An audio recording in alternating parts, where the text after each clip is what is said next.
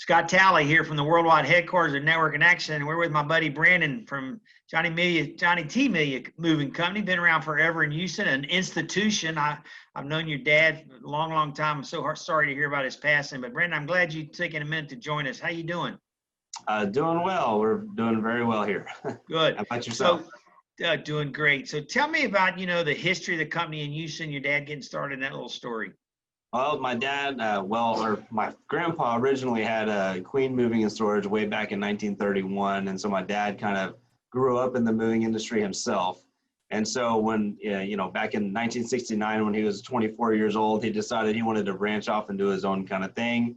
And so he started Johnnie T. Melia Moving and Storage back in 1969 on his own, bought one truck and had one helper and was doing furniture deliveries for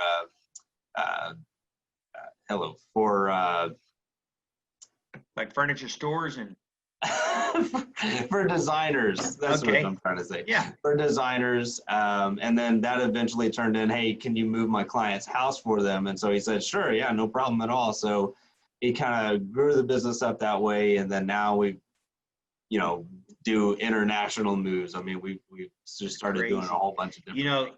I was thinking when you were talking that there's a lot of industries where a person wouldn't dare put their name on the side of it because it's such a tough business to make people happy. But what an accomplishment, what a legacy from your dad to absolutely put his name on it and have such a great reputation all these years later. You bound to have a favorite customer service story. Tell us one of those. One of the ones that I can think of real quick was we had a move for a customer that moved to Florida. So we did it all through National Van Lines.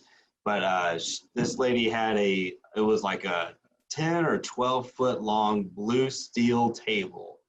And the lady told us, you cannot put a pad on the table. And we were like, we can't put a pad on it. And she said, no, if you put a pad over the table, it will leave marks all over the table. And so we were sitting here going, okay, well then how can we move this thing? Well, how about what if we crate it? So we were thinking, well, if you crate it, you're gonna have to put paper over it and then it might scratch it. And we're like, well, man, how in the world are we gonna do this move? And so it was a crazy deal, but basically what happened was that we figured out we pretty much put non-sticky plastic over the table. Then we had to put cardboard over that. Then we had to pad it up. Then we had to put it into a crate. And we were just thinking the whole time, oh, please, Lord, let this table get to the house with no problem. Because it was like $25,000 table or something like that. It was a crazy expensive table. And we were like, Lord, please let it ride well and let it get there safely. And it got down to Florida well. The driver that took it did a great job and set it up, looked beautiful. The lady was just super ecstatic. And we've done a couple more moves for her, like within Houston since then. Wow. But she's a great lady, super nice people. But that was just one that I just came off the top of my head. Yeah, that's a good one. We've done some very interesting things like that. And it's always a challenge to, really rack our brains and, how can we get this piece moved or what can we do to get this thing done? And so it's not as easy as a lot of people think. You just get a bunch of strong guys and throw it in a truck, right? Hey, yeah, Brent, so some of the items are not, Yeah. What's going on like with COVID? Like if somebody called you, how do y'all make sure you're protecting the customer and all that good stuff?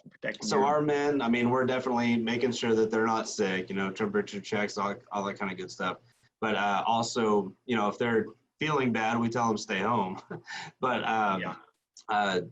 we have gloves. We're providing all of our men gloves. They also have face masks as well. We bought them all face masks. So we have masks. We've got gloves. I know that moving, you still have to get into the house. You still have to be around the person. But we also tell the guys, stay your distance from the customer while we're in the house and whatnot. And throughout the whole move, try to stay away from the customer as much as you can. Now, of course, we have to get close to each other as we're moving, especially if you're moving a small piece or whatever, you have to get less than 6 feet away from each other. But, we've got the masks and gloves and everything to try to protect us, from each other as well. Yeah. And so, business has been pretty busy. I mean, people are still selling houses and moving, right? Yes, people are still selling houses. People are still moving. Now, we did have a big dip in April and May when we had the stay-at-home order.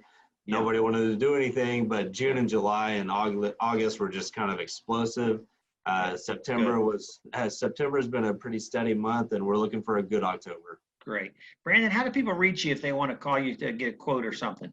They can call us at 713-683-8585, or they can go to our website at jtmeliamoving.com. Awesome. Hey, thanks for taking some time to join us. Really appreciate it. Yes, thank you, Scott. You have a wonderful day. Okay, stay safe and stay healthy. You too.